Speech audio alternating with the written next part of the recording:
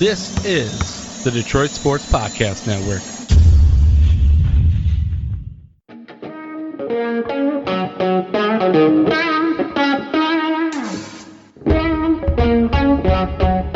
The biggest icon in podcasting.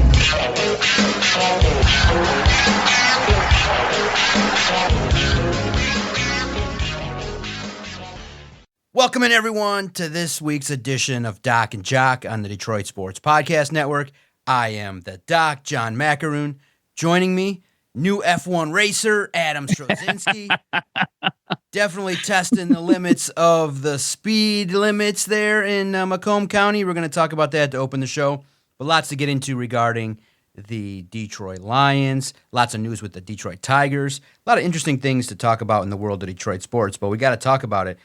We had a plan to record typically around the same time every week, but Adam was late. He's been kind of late a little bit lately, kind of taking advantage of the Arab card, but that's fine. I understand, too, because I have been pushing the boundaries with it for sure. Yeah, no, it's all good. Arabic people, listen, we say a start time with when it really means 5 minutes later, so it's all good. But my goodness, you had an ordeal. Thankfully, it seems like it's going to work out okay, but what the heck happened before we started recording?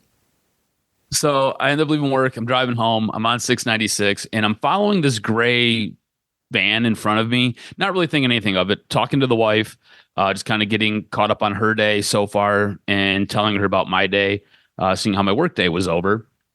And I'm just cruising along, and I see some flashing lights up on the left side, on the other side of the freeway. And I'm like, all right, no big deal, because I'm in the fast lane. And there's like a truck there. And I'm like, okay. So I was thinking about getting over to give that truck some space, not realizing that it was unfortunately a cop.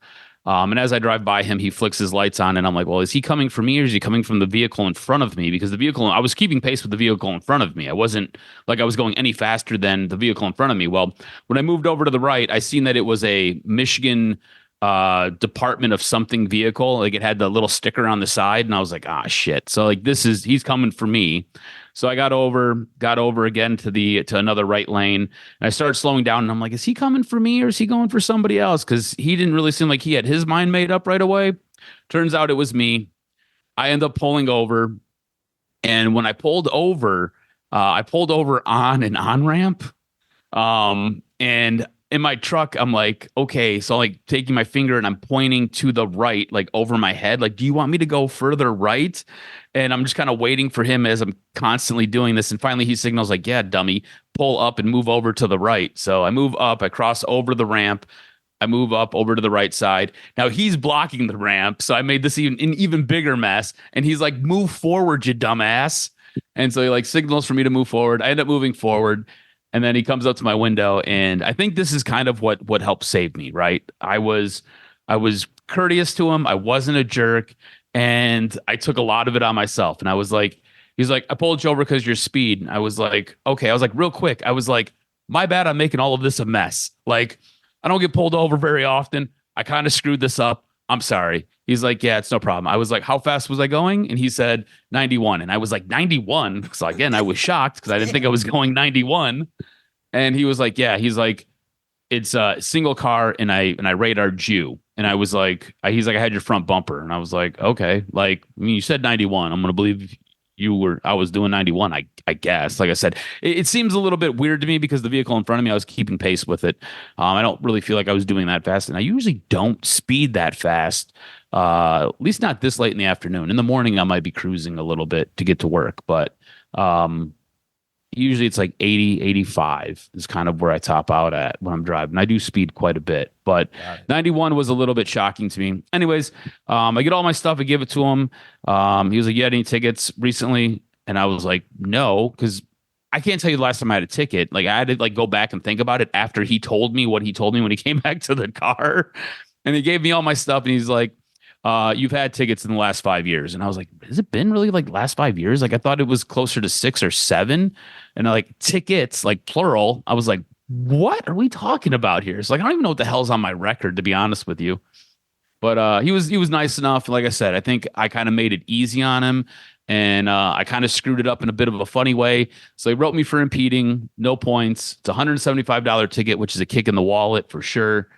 And it could have been a 4-point ticket and like $250. So I got really, really lucky. I got a really cool cop who was cool with me. And then to wrap it all up, I looked at him and I was like, hey, I don't get pulled over very often, and I feel like I made this a huge mess, and I'm sorry about that. Do you prefer us to pull over to the left side of the road, or do you prefer us to pull over to the right side of the road like I did? He was like, always to the right side. He's like, I appreciate you doing that. Thank you so much. He was like, always to the right side. It's way better for us. So if you're out there, you get pulled over, pull over to the right side of the road. That's where the police want you. On my ticket, I went through, I read everything, and it said, very cooperative. Had all of his documents and pulled over to the far right side of the road. So that, I think all of that played a key and was important for me getting out of that fucking ticket. Yeah, it happens. And that's the key. That's what you do. 2 hands on the wheel. Don't ask a bunch of why questions. Follow orders. They're in control. You're not. I had this similar situation, one time speeding, but I got out of it because I was like, I think the day before Thanksgiving, and I told him I was rushing to get to an appointment, which I was. But the guy was rude. He's like, you could be, your speeding could result in this. And so I've had a couple of speeding tickets over my time. The points got up there, but they made me take a class to erase all my points. The one that hurt the most was they got me on my cell phone, and it was in Troy. And I think I talked about it on the podcast where I mentioned it to you. The officer was a female, and she was good looking. So I don't know if she thought like, why is this dude smiling like from ear to ear? I'm like, sorry, I was on my phone. And that's what they do nowadays. They don't have to mess around. Like, I pulled you over because you're speeding. And that's what I've always done. Mm-hmm. My wife is like, I did it one time coming back from a trip. I got a ticket in Ohio and stuff like that. And similarly in New York, maybe 20 years ago, I was driving to Connecticut and with my brother-in-law, and they said, I just answered honestly. And it says, he said, why are you getting pulled over? I said, I'm speeding. My brother-in-law was like, why would you admit that? I'm like, because they clearly they have radars, and they get an opportunity to find out what you're doing. So just be cooperative, handle business, and you get to do what you got to do. So I always find it that yes, they're much more willing to be friendly with you, and look, they're in authority. You just got to deal with it. That's a simple rule. Like, they may talk to you with a certain tone. They may be dicks. They may not be. But a lot of times they've been pretty much willing to. They just look. You speed. You pay the fine. You keep it moving, and you're lucky you didn't get no points. It's a lot of ordeal. Could have been real bad. 4 points is a lot, man. It's a lot. So, and like that ticket would have been even worse. So I mean, the $175 is going to be a chunk out of the wallet for sure. But like, it could have been way worse. I got very lucky. Yes. So just listen, it happens. And I would say this and this is what is crazy is that my wife's car for the last 5 years has had the heads-on display where you can see. I really love it. I always take the cheaper cars and let the wife pay for the nicer cars. But I think that's just a staple now because you're always looking down. I feel like the heads-up display nowadays on the new cars, I think I'm going to ask for it on the next Terrain if I like my car that I have, so I'm going to try and get a little bit better stuff with it in terms of like heated wheel and stuff like that. But the heads-up display, I think, is just really amazing. You can see the speed you're going, and you don't have to look down. You just see what you're doing. And it's a little bit jarring at first, but this car technology is crazy. My brother-in-law's got a Tesla, and when that thing drove itself to our cousin's house from 19 and Ryan to Bloomfield Hills, I was in shock. I was like, oh my God, I'm a little uncomfortable. And then it did the whole G-force thing, kicking into 60 miles an hour. It was wild. And then I watch, I don't know how much poker you watch or follow, but Daniel Negreanu has a Tesla too, and he's all vlogging and doing his online work with the car driving. I'm like, oh my God. I don't think I'm going to get to that point where I trust it, but look, we got to slow down. We got to be careful. No rush. Listen, we all joke around, but I always schedule 2-3 hours on the days we record just to have fun and read and share stupid stuff with you online, which is always funny that you guys still laugh and be like, why the hell is he sending us this? This is so irrelevant, but it is crazy, the stuff that will just pop up on the internet. But something that popped up, my goodness, which I love too, is Brad Holmes does not want a vacation. He wants to show up on podcasts. And he showed up on 2. I was at the Tigers game because on Monday or on Tuesday, and Christian sent me another podcast he was on. I'm like, another one? I'm like, he was already on the Chris Long one. I was like, no. I'm like, tell me he just released it now and not just like 6 hours ago so we can be somewhat timely with the news. And no, he's like, no, he was like an hour ago at 7 o'clock. So I'm like, okay, listen, I know 50 people are going to write it before us. Let's just do it tomorrow and figure out what we can do. But Brad Holmes has been talking. He appeared on Chris Long's podcast, Field Yates, which I respect too, because Brad's like, listen, The Field Yates one, you can check it out too. It's an hour. It's more about his process of how he got the job of a GM. And that one, he just kind of was talking about, just sticking to your own guns, being convicted in the things you do, trying to follow your own path and not as many as others if you believe you have a strong conviction in some things. And so it was good. It was not as much football, but it was really an inside look at his personality. And I love the fact that he said, which of course he would say this, he's like, Field, I love your podcast. It's amazing. You and Mel, I'm taking these flights and you guys just do a wonderful job. Okay, Field. Yeah, we know that Field's a former scout. Was a former scout. They all stick together. It's great. And we got to remember too, ESPN technically is a league partner. Money flows from one entity to another. So Brad's not going to go out there and be like, in one sense, Brad's like, you guys only know 20% of the info. But I was going to say, doesn't it bother you that he's over there basically shining the pole for this guy who's really and truly, if you follow a lot of the ESPN writers, unless they're specifically branched here in Detroit, like Eric Woodyer is, they're kind of clowns. Like the national guys are just kind of clowns. Like their information is usually wrong. Yeah. They usually have a producer putting it all together for them, and they only get half the information right.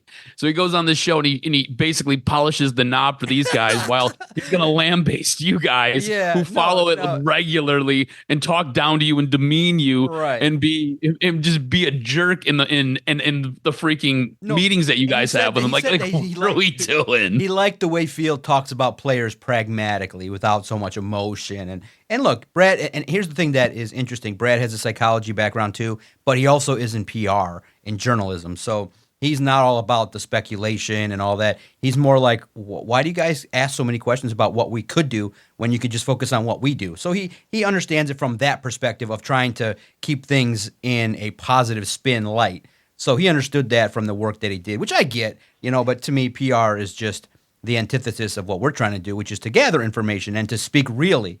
And so something that's real is the fact that the fans don't trust the Lions about defensive end. And I think it's fair to always look at that and say, yeah, fans should always want the best of the best at every position. And the team and Brad's job has been to kind of explain why he likes what he likes. And there's going to be some spin involved in a lot of the areas that he talks about. But in regards to the defensive line, he can only do so much. And I think he did say it, like most NFL teams are not paying two guys $40 million. It's hard to work a team cap situation like that. But he kind of has said different things like, well, yeah, I'd like to have opportunities to get multiple defensive linemen, but they're hard to find. I just would have said, continue to highlight Marcus Davenport and indicate that, hey, I understand all pro defensive linemen.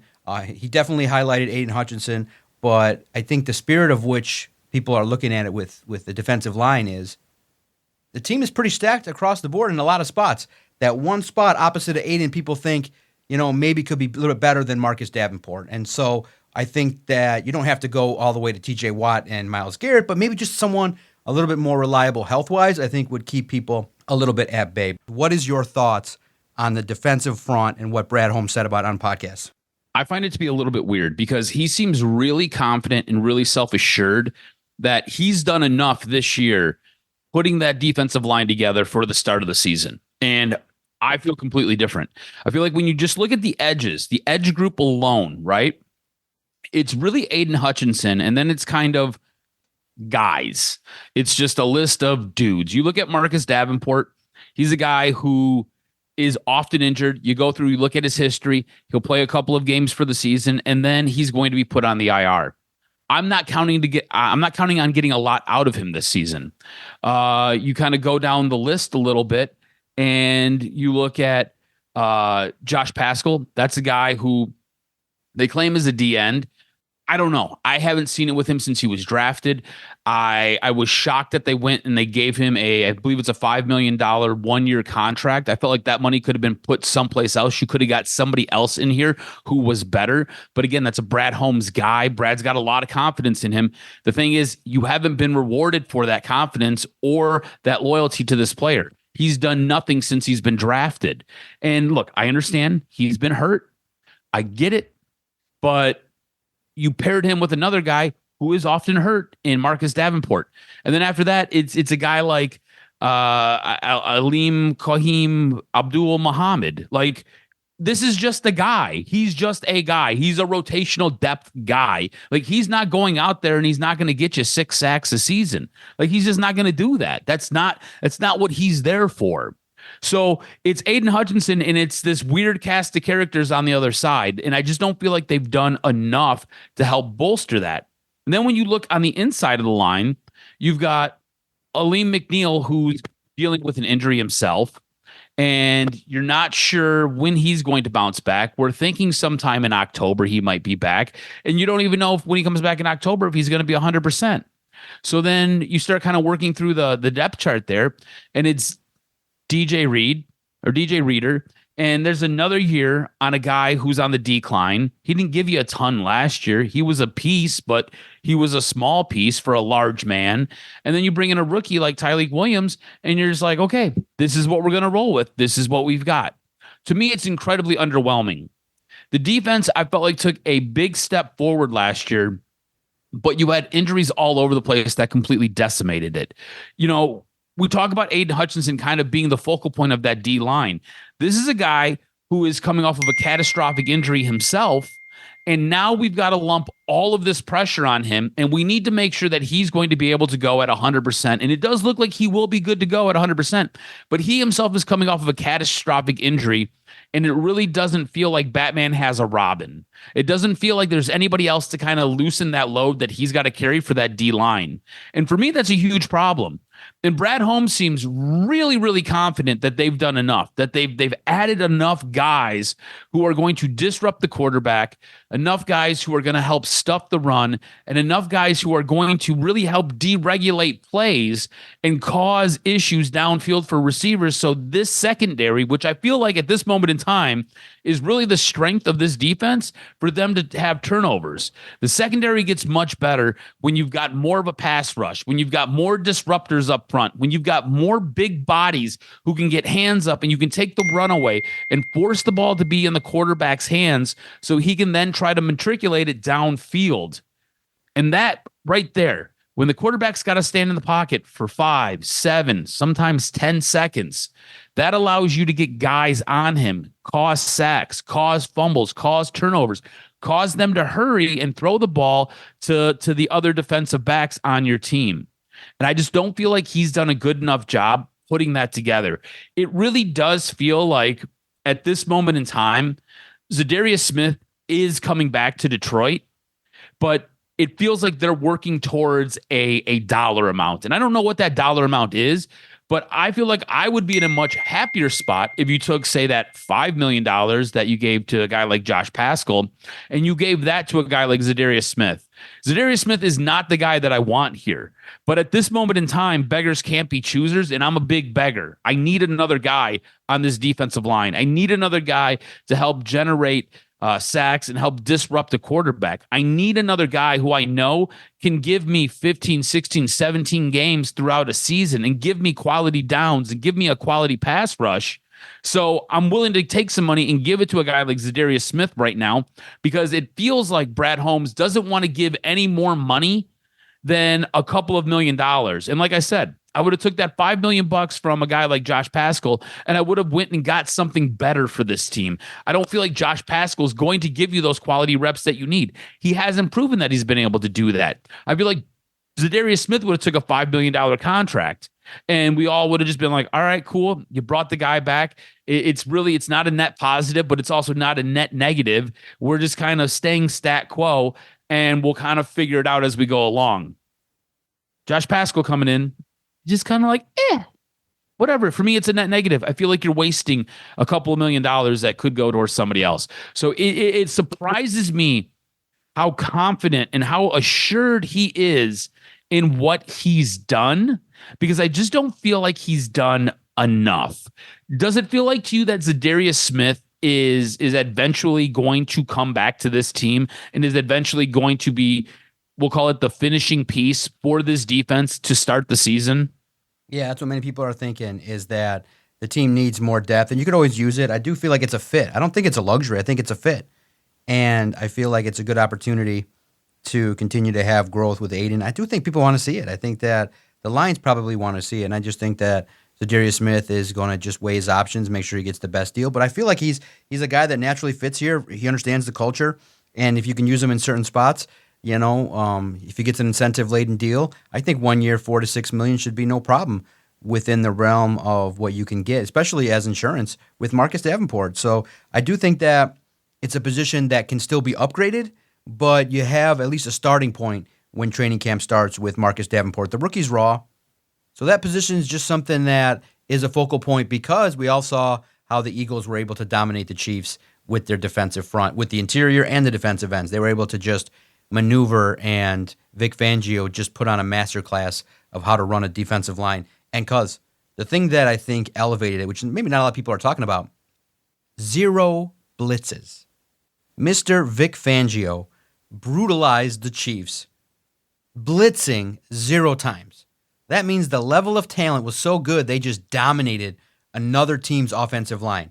That's where it kicks off the Christmas level want of, like, if you remember when we were kids, all the Mr. Elmos, all the crazy toys that would come out, and everybody just wanted it. The parents would flock to the store right away, or now on Black Friday when you get a TV, an 80-inch for $300, you see like thousands of people just staring at the door. People want something that is so bad because they feel like the Lions are one player away from being a contender, and which Brad Holmes has done a good job saying we're not really one player because what if he gets hurt?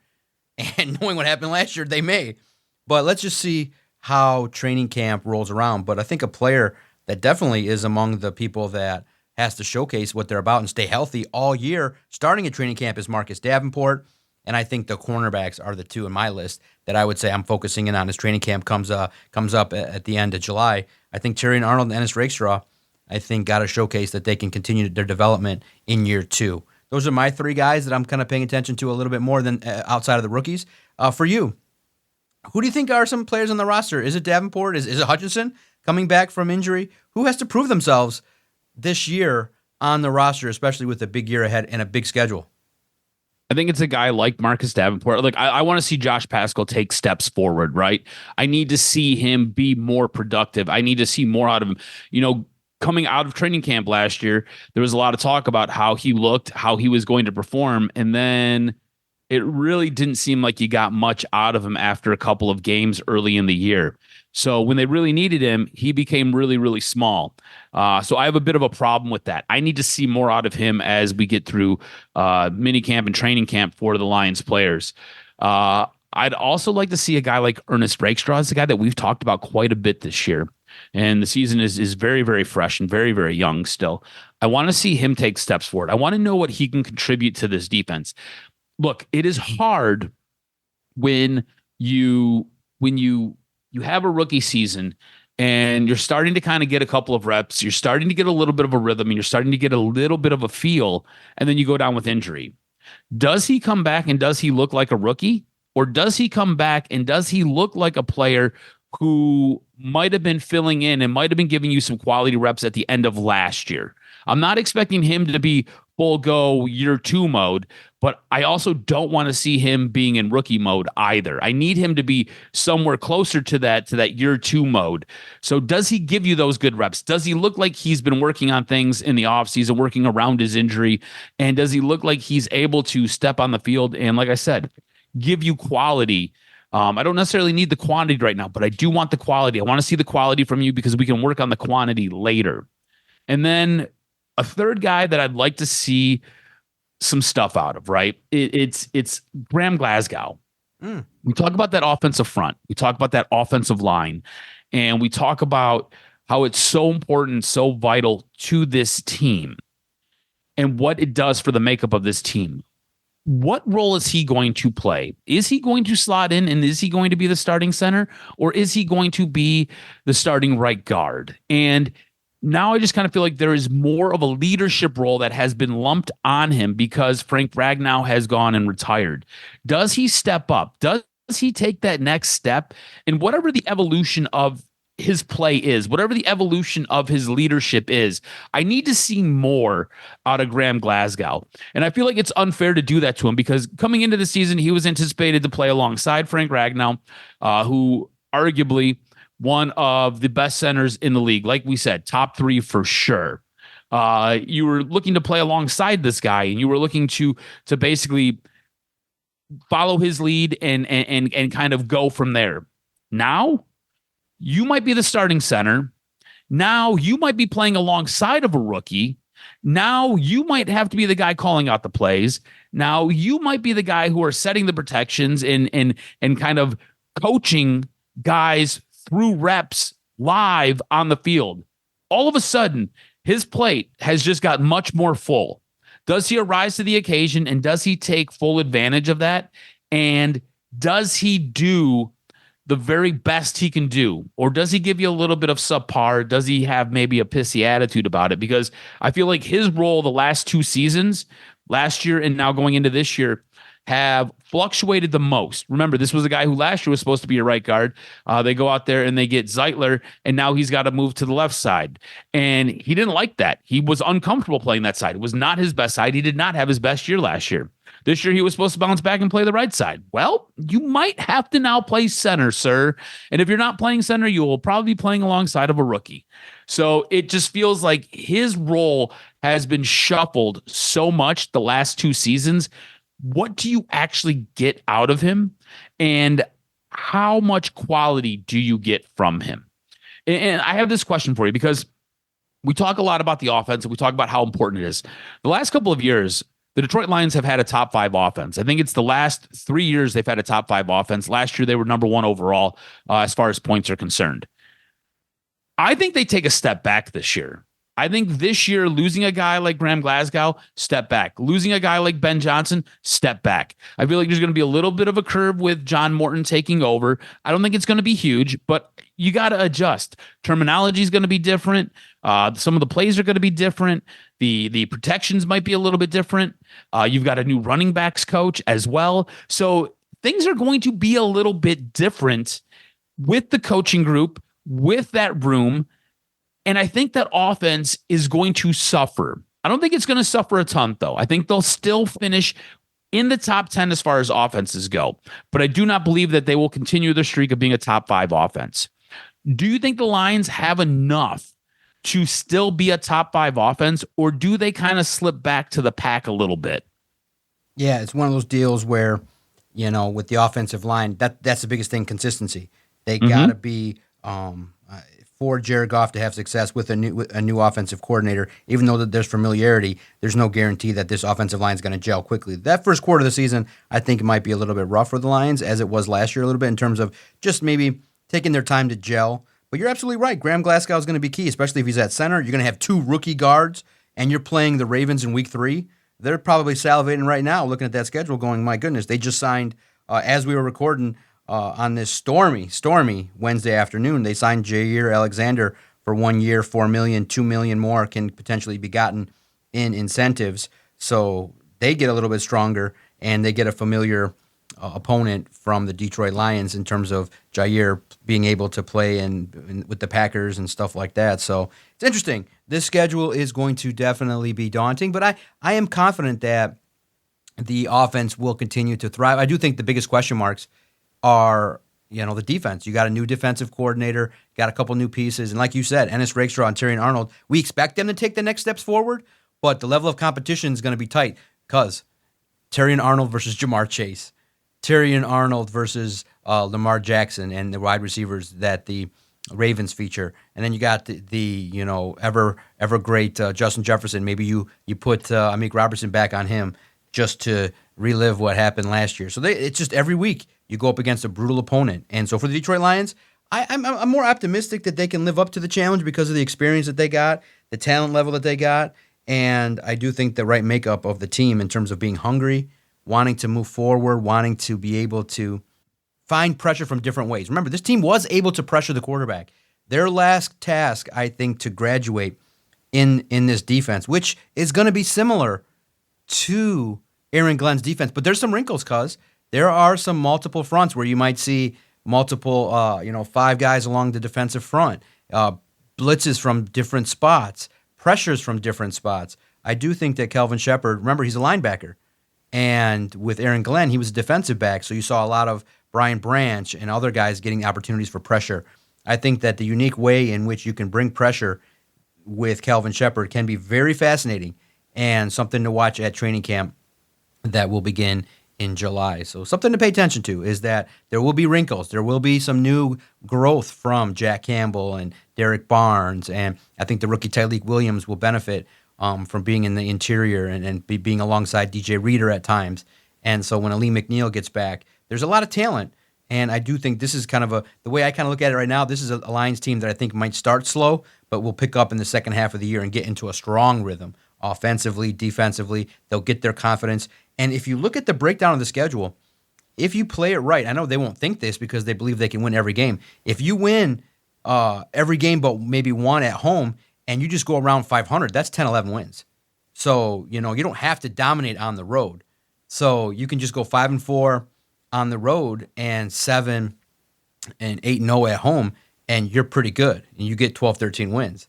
So, and there's opportunities to get more wins. Maybe the Bengals game is a surprise win. Maybe the Ravens game is a surprise win. So we'll see how it all plays out. But it's a good time, man. It's a good time to be a Lions fan, and I think that people are definitely rightfully scrutinizing positions that maybe not as strong as people think. And similarly, with the team we're going to talk about next, the Detroit Tigers, they've kind of taken a hit now with Jackson Jobe. Unfortunately, the news was bad regarding his arm injury. It's Tommy John, so you probably won't see him until 2027. And unfortunately, because a lot of people remembered, which was great, people messaged us and said, hey, remember when Jackson Jobe was picked? We said on this podcast, I remember sitting here in this chair going, man, there was a Boston, the guy that went to the Red Sox, there was that shortstop that was ready. You needed a shortstop at the time. And I shared with my nephew, I said, remember a couple years ago, people were talking about taking a high school kid in Jackson Jobe, but he was great, but he was ready, maybe potentially a risky pick. Adam and I talked about it. I directed my nephew to it. I said, we said maybe go with the more ready guy, the high school guy. And so we were kind of proven right. Hate to be proven right that way, but Jobe can still have a good career, but he's on the shelf. Luckily, the Tigers were able to avoid disaster with Will Vest because it kind of has the feel when you look at the Tigers. They're going to dominate bad teams. They play great at Comerica because Javi Baez showed out in front of the Detroit Sports Podcast. We got a spot in the Tigers media room. We hung out, and Javi's just hitting the ball like it's going out of style. Get him tested. Is he taking anything special? Over 800 OPS? Holy cow. What's this guy doing? He is, enjoying a resurgent 25 years. Javi Day celebrating his 10 years of service playing Major League Baseball. The guys are having so much fun that after celebrating a win against Pittsburgh, they're taking helium and doing interviews. They're clowning around, having fun. It's a fun group to be around. But in all seriousness, it's a fun team. It's a good team. But it's not a World Series championship team as of yet. But I think it's coming. I do think that whatever moves need to be made, and I think you and I are probably in the same boat, whether it be one more arm and one more bat. But if they make some moves, there can be a chance where this baseball team can get to the World Series and have a chance to compete. My mind won't let me go to the fact that they're World Series caliber because of some holes that won't be exposed in the regular season, but in the postseason, you might have some offensive lulls that will take you out of games, and your pitching staff, your bullpen ERA in June is not good, over 5. So the moves that got to be made you got to really take a serious look at your weaknesses, but they dodged a bullet not losing Will Vest for a period of time. But what's your state of the Tigers right now, and where do you think they got to kind of target their talent acquisition at the trade deadline? Yeah, look, I think you kind of got a little bit of a reprieve here, right? Because Will Vest goes down, and all of a sudden, I feel like that bullpen, which has not been good the month of June, is now in chaos. This guy is so important, and I think it kind of shows you a couple of things that you really need to focus on as far as what you need to acquire at the trade deadline. I feel like if you think this is a World Series caliber team, and I believe it is a World Series contending team. I feel like they can get there. I don't know if they win it, right? And I feel like you're still a few pieces away from winning it, or at least having a serious shot at winning it. I feel like you can get there, and if you play the Dodgers, you'll probably get steamrolled. So to have a serious shot at winning it, you need to make some sort of addition, and it doesn't necessarily need to be in this order, but for me, the way I would see this, right? you need another starting pitcher. You need another right-handed bat, somebody who can play third base, shortstop, ideally. And then you need to find a relief arm. Now, the cool thing is one of those starting pitchers that you have, if you go and you get a guy like, say, a Chris Sale, who I would love to see in this rotation, you can then move a guy to your bullpen and be able to give you some long relief if you need it. I know the mental makeup for a bullpen pitcher compared to a starter, it's completely different. And I feel like you can never have enough starting pitching and you can never have enough bullpen pitching. So you're going to need guys. But I feel like if you can figure out who your top 3 guys are going to be so you can go into a series, you can then move 2 of those guys into the bullpen and it helps strengthen that bullpen up. But I would like to see a guy added to this bullpen who has done it before, has given quality innings, has gotten quality outs. And then we've talked about it quite a bit. How long can you kind of live with Javi Baez and the magic that is whatever this season is? I feel like at some point, you're probably going to have to pay the due on that, right? Like, he's been doing a fantastic job thus far this season, giving us more than what we expected. But I don't know if that continues when you get into the playoffs or you get into the postseason. Everything tightens up. Everything gets a little bit harder. Everything gets a little bit more difficult. And the pitching gets better. The at-bats have to be a little bit more quality. You can't go and just kind of swing. And I think that's part of the problem with this lineup. That's why I feel like getting a strong right-handed bat helps.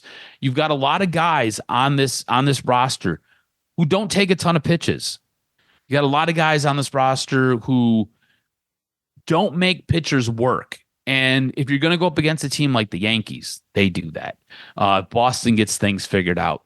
They do that. You've got other teams like the Mets. If you have to play them in a World Series, they do that. The Dodgers do that. There's a lot of top end teams that do that. And basically 5 out of 9 guys on your everyday roster don't do that at the plate.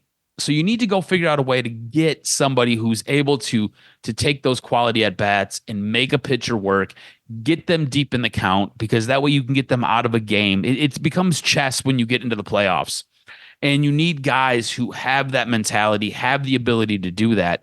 And right now, you don't really have a star on this team. Like, Tarek Skubal is your star. There's no other real star on this team. And when you get into the playoffs, that's kind of when those stars shine the brightest. It'd be nice to be able to go out and get one of those guys, get an everyday right-handed bat who can fill in at third or short and just give you some quality at the plate. So I feel like that is probably my number one, followed then by my starting pitching. I'd like to add another guy because I'm not sure what Flaherty's going to be. I feel like he's been a little Jekyll and Hyde. I feel like Casey Mize is still working through some things. It's been really nice to see what he's done early in the year, but he's gotten a little banged up, and he's trying to figure it out and work his way back. Reese Olson's another guy who's been really nice to watch, but again, kind of, we'll say, scuffling a little bit here down the stretch. So you can go out and add another arm to this lineup, kind of take over Job's spot and maybe push a guy like Flaherty down. Like I said, a Chris Sale who's been pitching out of his mind. And I think last year he was the NL Cy Young. So you get 2 Cy Young pitchers on this team. I mean, let's not act like we haven't seen that before with Justin Verlander, Max Scherzer, and David Price. I know that they didn't win a World Series, but they were able to get there. So, and look, the only way you can win one is to get there. I think this team has the ability to get there. I want to see them make moves so that they can win it. I feel like this trade deadline is going to be incredibly important. And I feel like the Tigers at this moment in time have so many pieces in their minor league system. I think they've got like 5 in Major League Baseball's top 100. So you've got the ammunition. You've got the pieces to be able to go out there and trade for guys and get guys here. Scott Harris is going to have to figure out what is he willing to part with to get some quality back on this roster. Absolutely, and that's where this baseball team can excel. Is offensively, when they get into a groove, they can get those home runs kicking, and you're getting contributions from a lot of people, and you still got opportunities to get guys back. Veerling, Carpenter can get into a full swing and get after it. So I'm excited about the potential this year, but again, I think it's just another step forward with the opportunity. And look, I know people are going to throw out trade ideas with maybe Colt Keith, maybe with McGonigal or other guys with Max Clark. I say you don't have to invest off of the, trade guys off of the team right now in terms of guys that are starters. I think that, maybe down the road, if you take a rental, that's not going to cost you all your top prospects.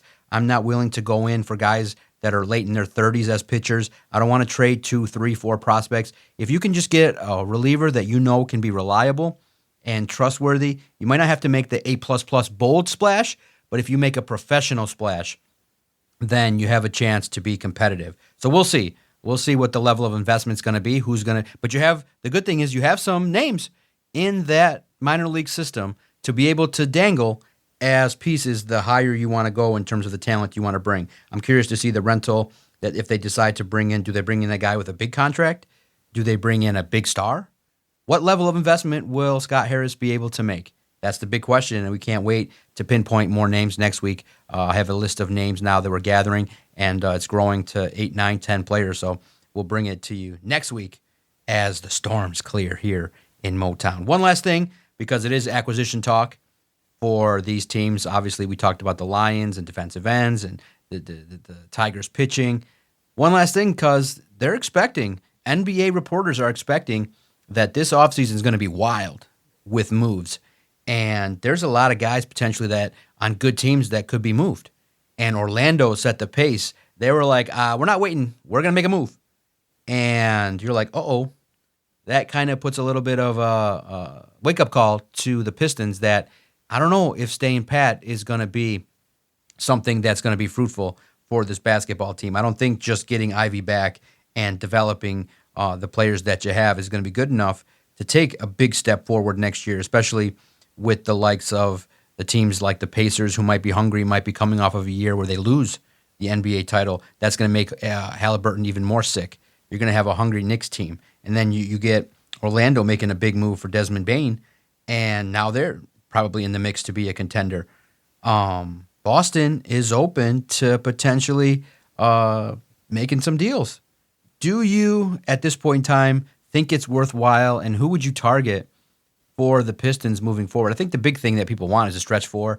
I would never expect them to get a Giannis here. That would be crazy. That would cost a lot. I don't think they're going to get Durant, but I do think they're going to find a stretch four that can come to town, help space the floor a little bit, get some points. And no, I do not think it's going to be, the Suns player that's always Devin Booker. I don't think that you're going to get the guy that is always teasing coming here. I think he's locked in where he's at. Maybe there's blockbuster moves, but that's not one I'm expecting. But I'm open to the idea of hopefully having more faith that the Pistons front office knows that they need to add some talent and more killers and guys that will produce in the postseason. What do you think this team needs? And do you think the Pistons could be players this offseason? I think the Pistons have to be players this offseason. Yeah. I feel like the Pistons have to go out there and they have to acquire guys. I don't think it's one guy. You talked about getting that stretch four, right? The guy who can put up a three. Maybe somebody who can play a little 3-and-D would be nice. Porzingis is available with the Celtics. I know they're looking to move him. It really hasn't worked out for Boston the way they had hoped long term. The guy who I'm not really high on, not really the guy that I necessarily like. Guy that I'd love for them to go out and get is a guy like Derek White. I feel like he's got a very affordable salary.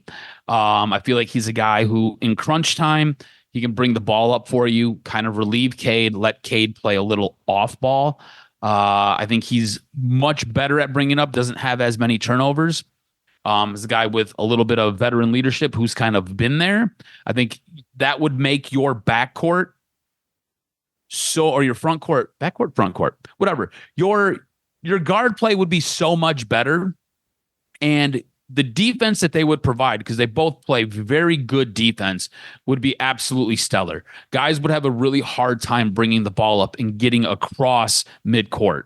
It would be really hard when you're standing at the top of the arc trying to move the ball around, because these guys are in your face, hands up all the time. They play a very hard, aggressive style of defense. I think he would fit in well with what JB Bickerstaff likes. I would like them to go out and get this guy. I don't know if he's necessarily available or Boston would actually be willing to trade him. It sounds like they're open for shop with everybody being available. Specifically, sounds like they want to get rid of Jaylen Brown. I don't necessarily want him either because I just kind of feel like he is... For the contract, I don't know if he's worth it. I don't know if he's what the Pistons actually need.